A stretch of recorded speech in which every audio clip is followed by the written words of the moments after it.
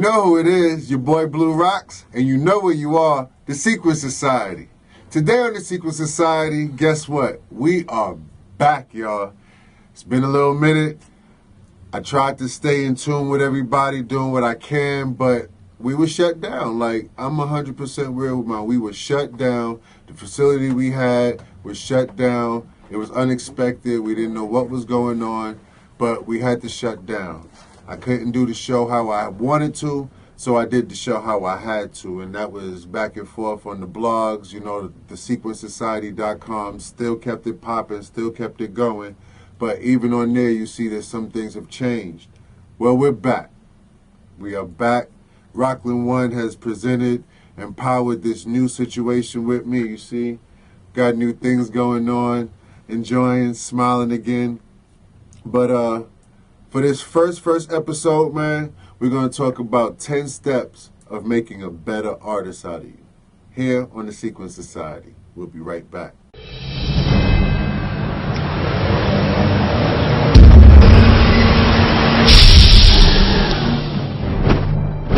Welcome back.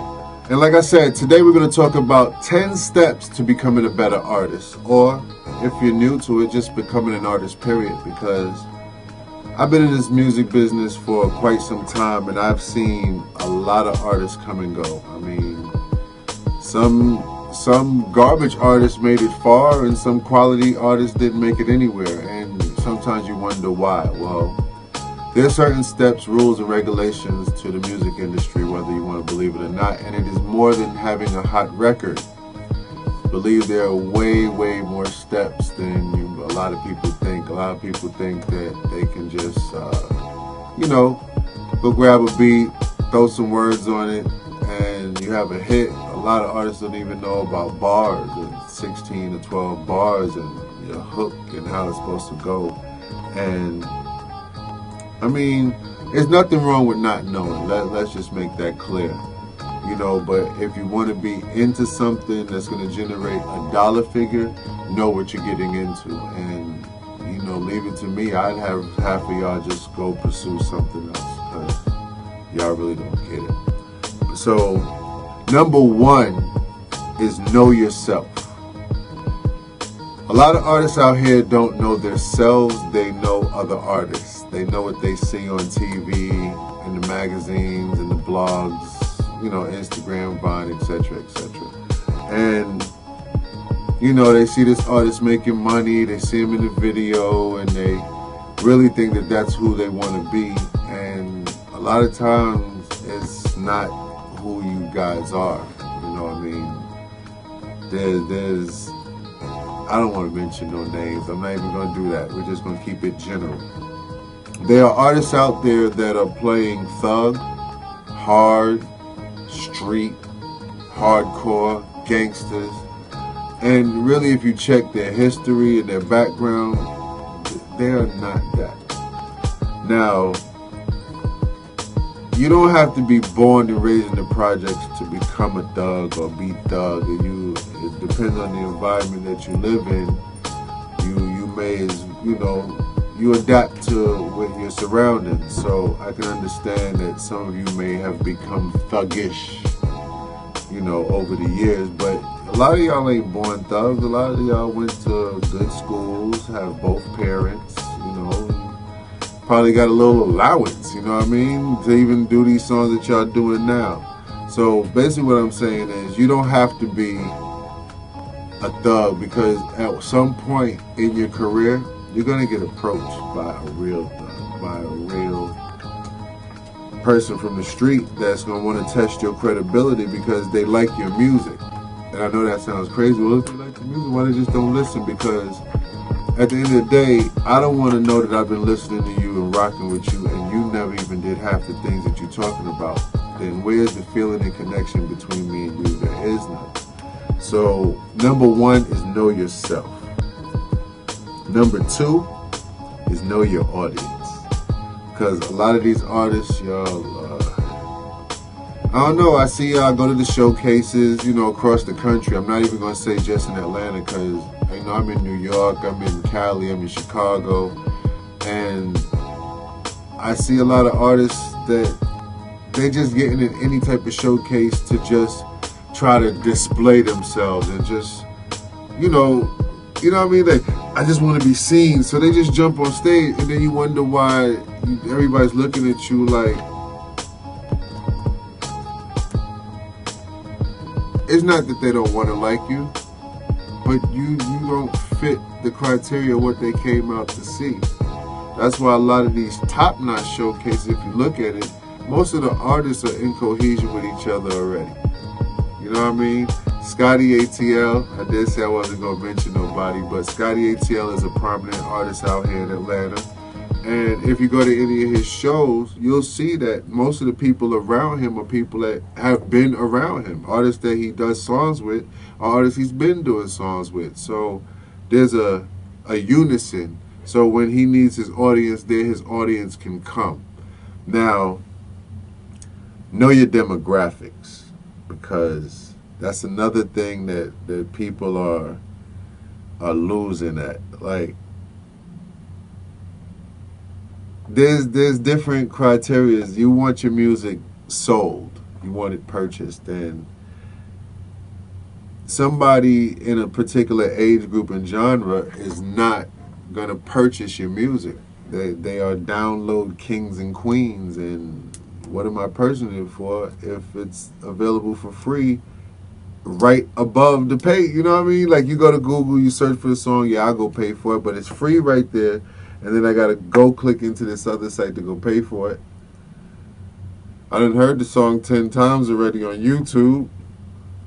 I just want to endorse you.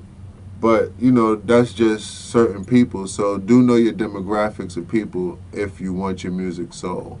That's why if you look at a lot of artists, their audiences are white.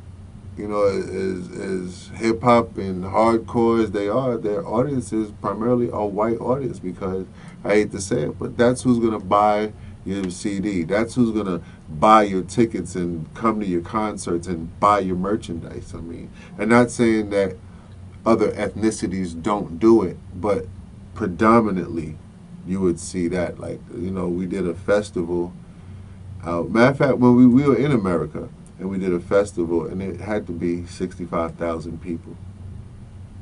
And I honestly could say I could probably count how many other ethnicities I saw outside of that, and it was like, wow. But they know the words, they know the culture, so you can't knock them for being there and supporting, because we are lacking thereof.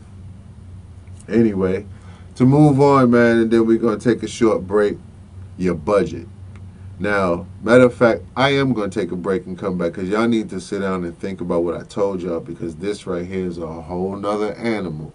So when I come back, we're going to talk about the budget of what you guys need for a successful record and hopefully a successful deal. Here on the Sequence Society. We'll be right back. On the road to the million, the devil tried to buy my soul. On the road to this money, so I'm straight. I chose to stay the same path. 100. Slugs. God flow. Slugs. Amen. Church, I pray you find what you seek. God flow, he pulling wine from the creek. Last supper, let me define how y'all eat before you ever got flour. Drop the worm in your beak. No pardon as I rub elbows with the elites. Drop some pounds off, now the cars looking petite. Homie so dope, had a fiends cooking for weeks. Next day I'm in the pot, now I'm cooking with grease. Yeah, in the rear view I see federales. I'm in Mexico, a ratchet and a stolen rental. We chose this life so we'll be here forever. Call it the trap, that ain't coincidental. Mommy, you keep her other chicks are so dispensable. So I put an ass in the class like a principal. I'm big on principle, but I keep a small circle. You know the signs, keep communication non-verbal. And keep thinking that tomorrow's promise. You get that quiet lullaby, that's that Carl Thomas. Love me, they won't steal, but they borrow from us. From where fiends make it seem dreams are far from us. I feel abandoned in that burning building, holding my wounds, reminiscent of that burning feeling. But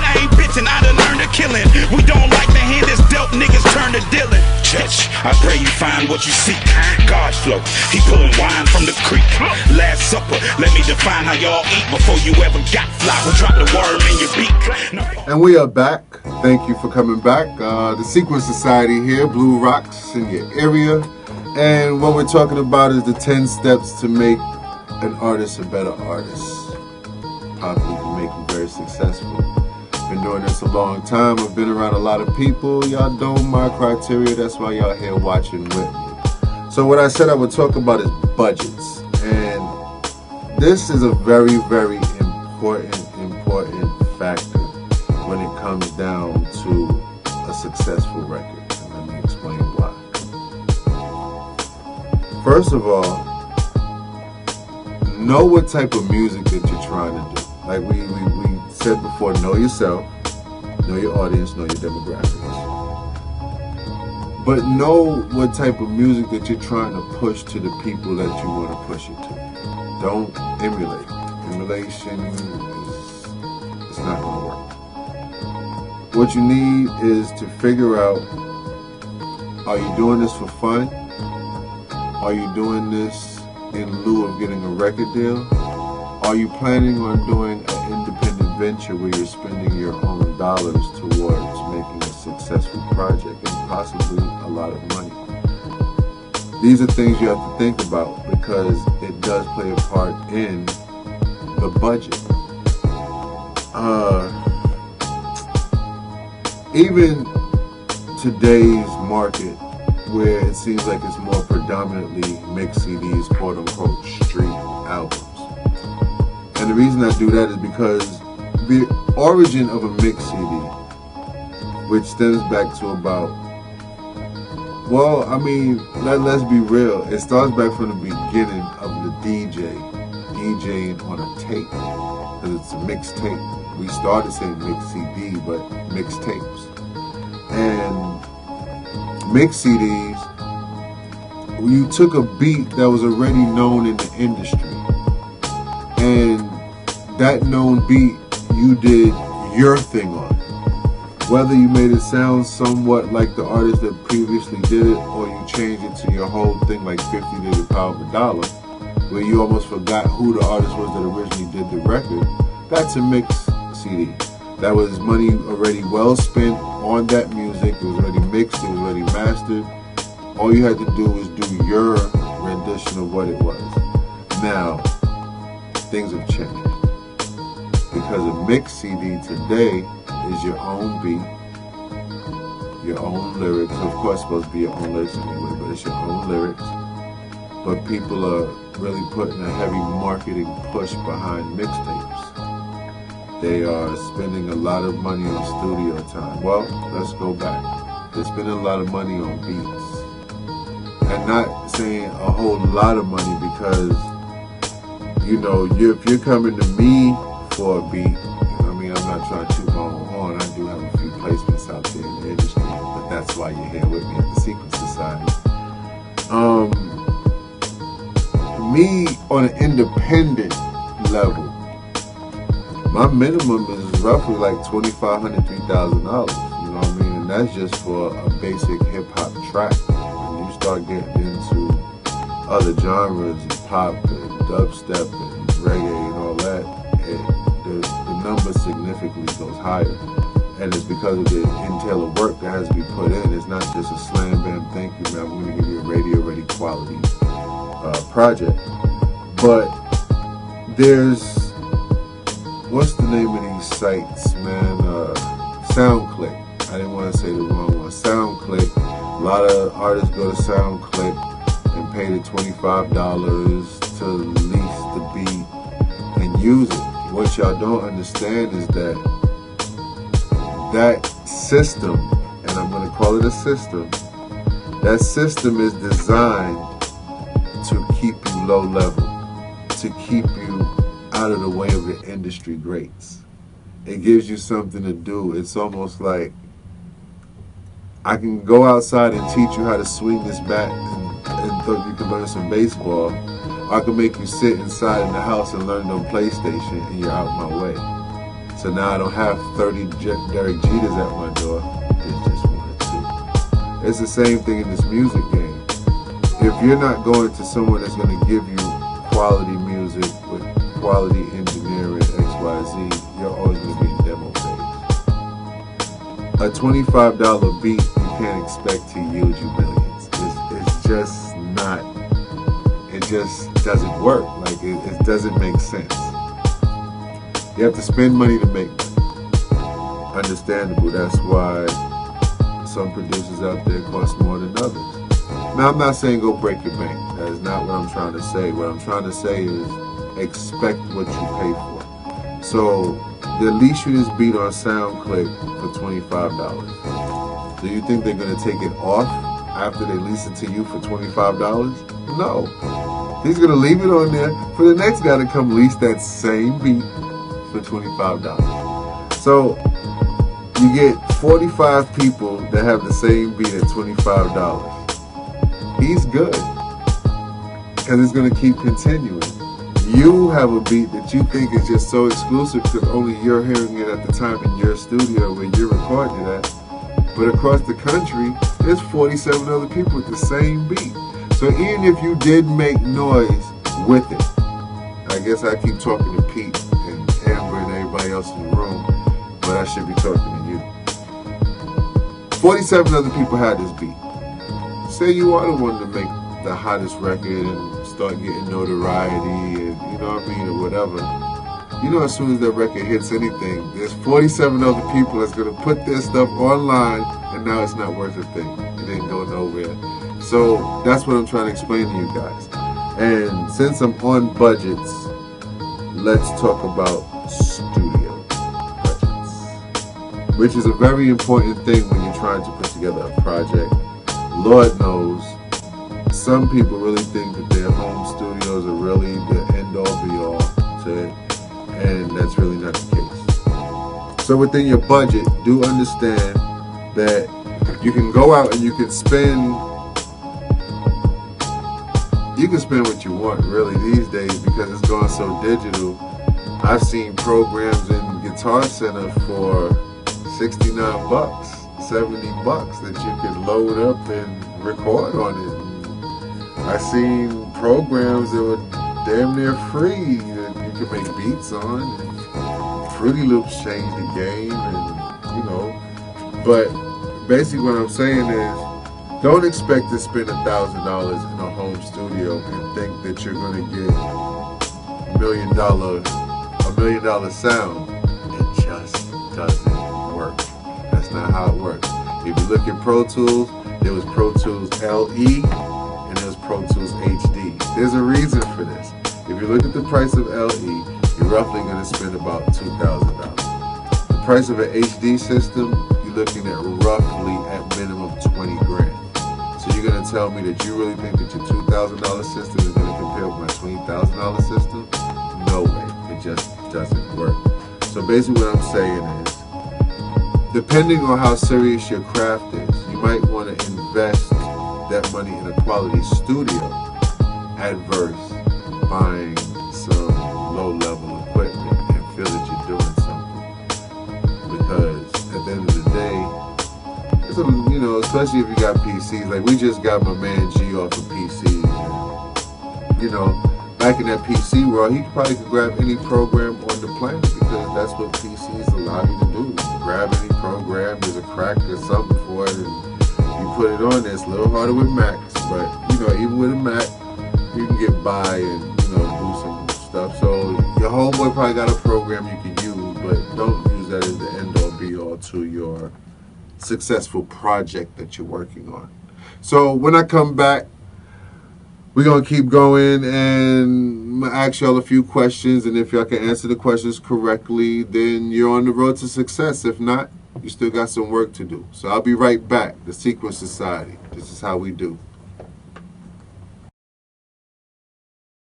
And we're back with the Sequence Society. Blue Rocks here in the building. Please don't forget, everything is back the same. I know y'all missed me. I missed y'all too, man. It's been well too long. Y'all wouldn't believe half the things that I've learned, acquired, and been over the years. Y'all, I went overseas, y'all, and it was incredible. I went to like 13 countries. I was gone for like 4 months. It was the most incredible thing I could have ever done in my life. It opened my mind, it opened my brain. I seen things I thought I would never see in person, I should say. I actually got on the Autobahn and, you know, flew in the car. You know, like, I did some exquisite, exotic things, man. My next stop is Dubai, believe that. But, and, you know, now that the show is back, I got footage. I'll share some of the footage with you guys because, you know, that's what I used to do before. Everything is still the same. But back to you artists. I'm going to ask y'all a serious question. And this is what y'all should always ask yourself before going to a label or any bloggers or anything, man, presenting your music. Would you bet your mother's house on that song? And I'm going to put that on a t-shirt because a lot of you artists really, really have to understand how garbage you are. And this is no disrespect. Garbage is garbage. If your song ain't right, it's not right. Just keep trying. One day you'll get there. You know, you don't get on the court and start shooting threes and think you're going to hit. You got to learn. You got to learn the process. It's a process. So, would you bet your mother's house on that record that you're trying to push? Because your mother gonna lose her house if it ain't right. And I just feel that within the confines of all the music that's being put out there, a lot of mothers would lose their house. Because it's a lot of trash out there. So while you're spending your money, investing in your craft, XYZ, just make sure that you get more than your homeboy's opinion and your sister's opinion and your little cousin's opinion and the little girl that you're having sex with. You know, you need outside opinions from people that really don't know you and can give you a very honest answer. So, you know, before you take the steps to go into that last step, because like Amber J, let's talk about Amber. Like, Amber really do research on the people she has on her show. It's not just any random thing. So, a lot of times y'all wouldn't get on her show if you can have one hot record and that's cool. You can have one hot record and that's cool.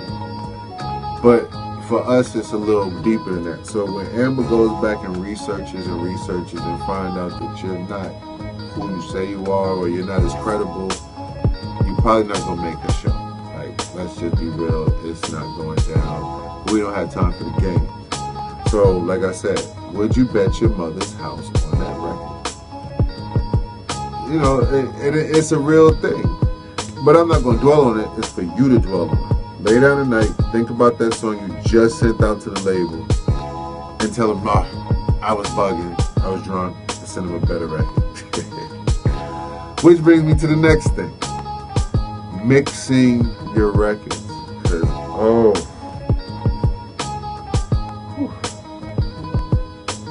I'm sorry, y'all, I had to take a break because it gets crazy. Like, there are so many records out there that they could be decent records if y'all mixed the records.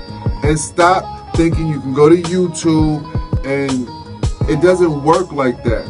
YouTube is a great tool for giving you the basic tools necessary to learn the craft that you're in. YouTube is not the end-all, be-all to doing something. Do you understand? You can't go to YouTube and become a marketing genius because you watched one 10-minute video. That's not how this works. Get it together, people. When you record a record, because I think some people don't know what it really entails. After recording a record, you have to get a record mixed. That's getting it all leveled, put together, your volume, your compression, your equalization, everything. You know what I mean? It takes a quality and skilled engineer to pull forth what you would need to make that record ready for radio, CD duplication, XYZ. A lot of you guys are trying to mix in the box, and it's cool if you're just trying to do, like I said, regular little mixtapes. You're just pushing it in your local area to your peoples and your friends. But even then, people want to hear quality when they're listening. And if your stuff sounds like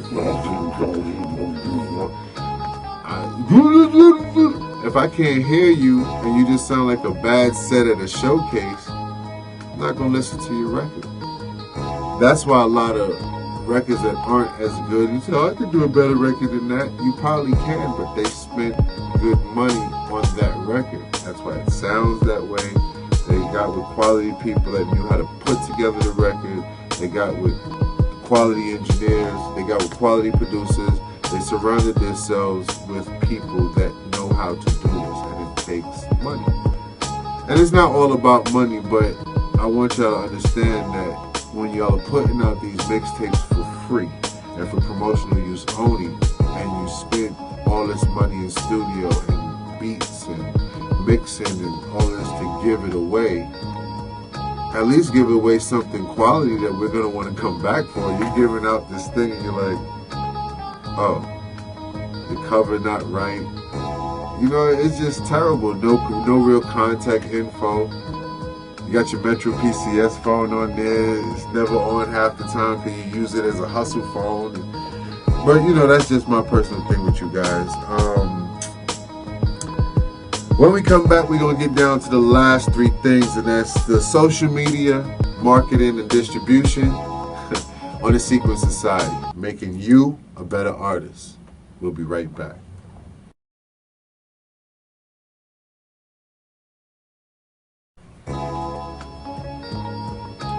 For everybody that knows, I have another show. It's called 3345 Live. It's that old school flavor brought back to the new. And I want y'all to check it out on Rockland1.com, on the TuneIn app and everything. I know this is some cross-branding and cross-promotions and all that, but we run them both. So what can y'all tell me?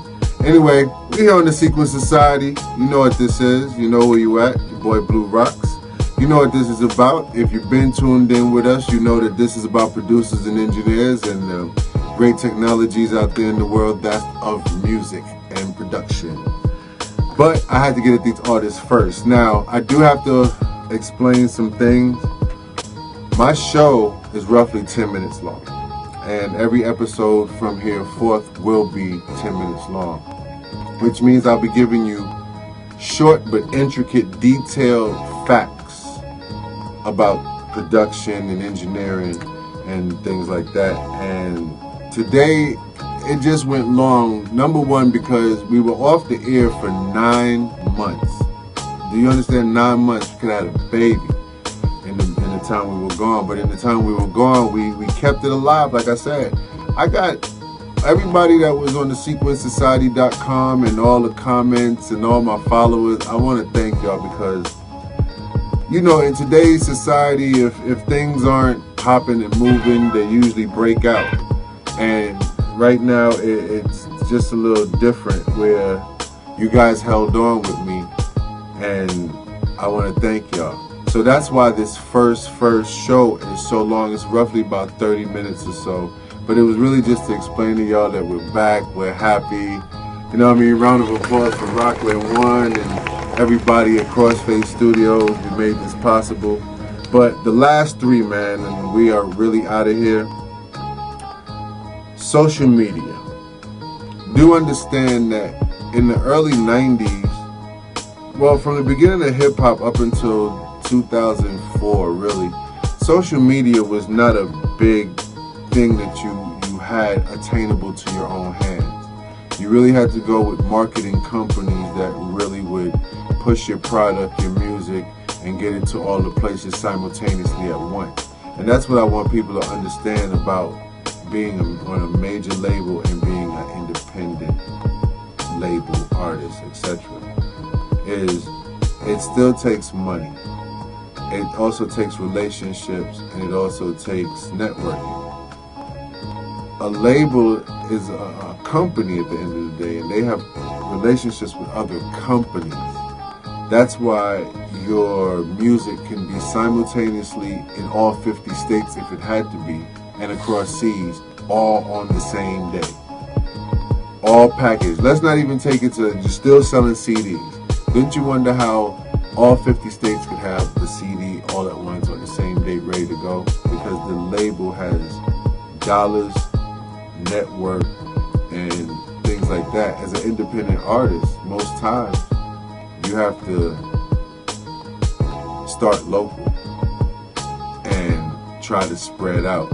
So by the time, say you leave just your state, you're tired. You as the artist are tired of the song because you're still working the record. The record's not working for you yet. You know what I mean? When Drake drops a record, that record's working for Drake.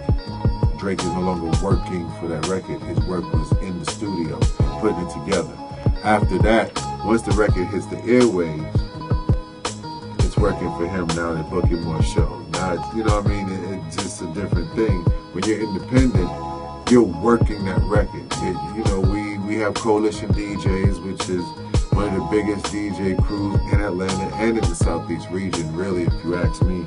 And even with coming to them and them breaking your record and having your record played every night in every strip club out here, that's still just right here. You still have to attain other regions. You still have to hit New York and Cali, and you have to travel to these places as well. It's more than just us hearing your music. We want to see you. We want to see where you at. So that's where Social Network came in, and artists had a chance to be their own publicists and marketing companies and market their music and market MySpace. Everybody could customize their pages. This was the beginning, you know what I mean? You could customize your page and put your music on there. And I forgot what the media player was, but couldn't you sell your music on it too? Like, you know what I mean? This was the early days before people even really got into that major mass internet marketing of music. But you got to get your social up, because the most independent artists today has they social up. Music might be trash, but they social is up, and we're aware of it. Distribution being the second thing on my list. And like I said, you're either going to get distributed in every state or in every region, or you're going to be local. And that's just the bottom line to it. Like, there's no way about it. If you want your material distributed, either you're going to go out there and create these allies and you're going to press them up yourself, package them yourself, do your own artwork, and then after that you still have to do bulk mail-outs to all of your allies and constituents that are wherever, and then you have to hope that when it gets there that they do their job in getting it, you know, marketed out there in their region. On a major label scale, there's reps that are all over the city, all over the country, or they send them out to that particular state, and they make sure that your thing is done because their job's on the line. When you're independent, whose job is on the line? Your own, your homeboy, your cousin, your brother. You know what I mean? So you really have to weigh out the pros and cons of what you want being this artist. And the last thing, man, is marketing. Because you could distribute all you want. You ever heard of shelf life? There's an expiration date on shelf life on every product on the planet. So nobody wants to even see your records after a while. They want to change. So, all right, you got a distribution deal. Universal Records presses up 200,000 of your records. Your first week sales is 39,000. That's 170,000 more CDs to go. How are you gonna market it? You think that Instagram can do it alone? Oh wait, you have Facebook, Twitter, and Instagram. You think that those three are gonna do it alone? 170,000 units. Oh, and you on iTunes, but iTunes doesn't market your stuff. iTunes doesn't market anybody but known people that are major in the industry, and they get that little quick box. Look at the Beatles. It took the Beatles to have a page on iTunes. iTunes don't do that. iTunes like, look, go buy what you want. put it in your device that's ours and get out of here. We don't need to market any artist because we have them all. But like what I was saying though is just know what you're doing, man, and know who you're marketing to. If you're good with the Pop the Trunk hustle, $2-3 or whatever donation you can get, and that can do you right, buy you sneakers, a phone, maybe keep your apartment going, you know what I mean, keep your girlfriend happy or whatever, by all means, please keep going. But if you're trying to attain a greater goal within this industry and a very mass successful market rate, I'm not saying Jay-Z or Nas or Beyonce, that's a whole different type of work. That's a whole different show. But just know the basics, man, in what you're doing to get it right. And then people like myself and Amber J will allow you on our shows, and we will display your great music, and we will help you move forward. Until then, just keep working, man. Follow the list. You can hit rewind, check it, if you gotta go be by yourself, nobody's gonna see you, and just take your time and write down the steps and just go through them. It will really work in the beginning. So this is Blue Rocks. I want to thank everybody. Like I said, we're back. The Sequence Society, we are back. Yes, we are back. Yes, the set is back. It's new people. Everything's new, but I'm back. We're here.